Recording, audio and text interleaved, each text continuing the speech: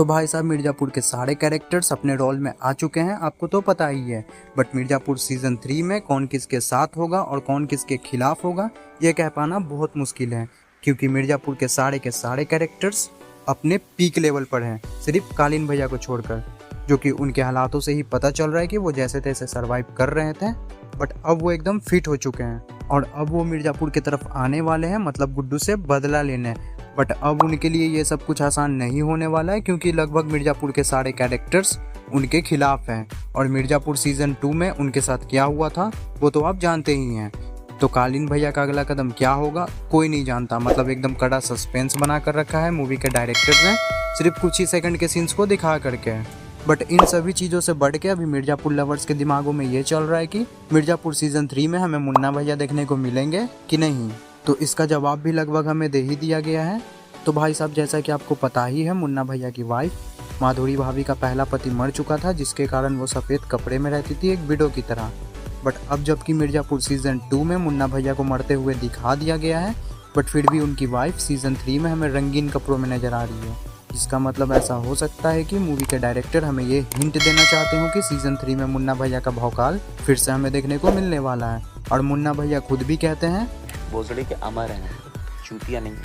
हाँ भैया जी। शायद मूवी के डायरेक्टर हमें सरप्राइज करना चाहते हो मूवी में मुन्ना भैया के भौकाल को फिर से दिखा करके, क्योंकि अगर हम मिर्ज़ापुर सीज़न 2 के एंडिंग को समझे तो हमें पता चलेगा कि कालीन भैया के पास अब कोई बैकअप नहीं बचा है। उनके हाथ से मिर्ज़ापुर की गद्दी जा चुकी है, उनकी पत्नी जा चुकी है और लगभग उनकी जान भी जाने ही वाली थी। मतलब कुल मिला के मिर्ज़ापुर के किंग अब पावरलेस हो चुके हैं। तो अब ऐसे में उनकी मदद कौन करेगा, क्यों करेगा, कैसे करेगा, ये सोचने वाली बात है।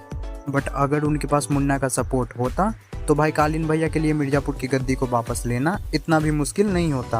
और शरद शुक्ला ने भी कुछ ना कुछ सोचकर ही कालीन भैया को बचाया होगा, क्योंकि भाई ये बंदा भी बहुत खुरपाती है। सीज़न 2 में भले ही इसे एक डफड़ के जैसा दिखाया हो, बट सीज़न 3 में ये बंदा भी भौकाल मचाने वाला है, जो कि इस सीन में हमें दिख भी रहा है। मतलब कुल मिलाकर मिर्ज़ापुर सीज़न 3 में मिर्ज़ापुर की गद्दी के लिए हमें भौकाल एक लेवल ऊपर देखने को मिलने वाला है। बट भाई मिर्ज़ापुर की गद्दी पर फिलहाल कौन बैठा हुआ है वो तो आप जानते ही हैं, गुड्डू भैया, जो कि काफ़ी गर्म दिमाग के इंसान है, जिनको मिर्ज़ापुर के लोग इतनी आसानी से तो वहाँ राज नहीं करने देंगे, क्योंकि कालीन भैया हर मोमेंट को समझते थे, वो हर सिचुएशन से निकलना जानते थे, वो एक बिजनेसमैन वाली सोच रखते थे। लीगल काम को भी वो लीगल स्टाइल से करते थे, जो कि एक बाहुबली के लिए बहुत ज़रूरी है। बट गुड्डू भैया में ना तो पेशेंस है, ना उन्हें अभी मिर्ज़ापुर के बारे में ज़्यादा कुछ पता है। वो बस एक गुंडे की तरह सोचते हैं, जिन्हें बस मिर्ज़ापुर की गद्दी पर राज करना था। इसीलिए मिर्ज़ापुर की गद्दी पर गुड्डू भैया का सर्वाइव कर पाना बहुत मुश्किल है। और इसीलिए जैसा कि मुझे लगता है कि सीज़न 3 में आर पार की कहानी होने वाली है। और भाई शरद शुक्ला को तो आप जानते ही हैं, इनके बाप को भी गुड्डू भैया ने ही पेला था। तो भाई ये भाई साहब भी बिल्कुल गुड्डू के पीछे ज़रूर आएंगे। इसीलिए जितना भौकाल मिर्ज़ापुर सीज़न 1 और सीज़न 2 में हमें देखने को नहीं मिला है, उससे भी ज़्यादा भौकाल हमें सीज़न 3 में देखने को मिलने वाला है। क्योंकि रीज़न तो आपको पता ही है, मिर्ज़ापुर की गद्दी, जिसके पीछे बहुत लोग पड़े हैं। तो अब यहाँ से गुड्डू कैसे मिर्ज़ापुर की गद्दी पर राज करेगा, ये जानने के लिए हमें टीज़र या ट्रेलर वगैरह का वेट करना होगा। तो मिलते हैं किसी नेक्स्ट वीडियो में। वीडियो अच्छा लगा तो वीडियो को लाइक करें, चैनल को सब्सक्राइब करें, ताकि मेरी अगली वीडियो सबसे पहले आप तक पहुँचे। बाय।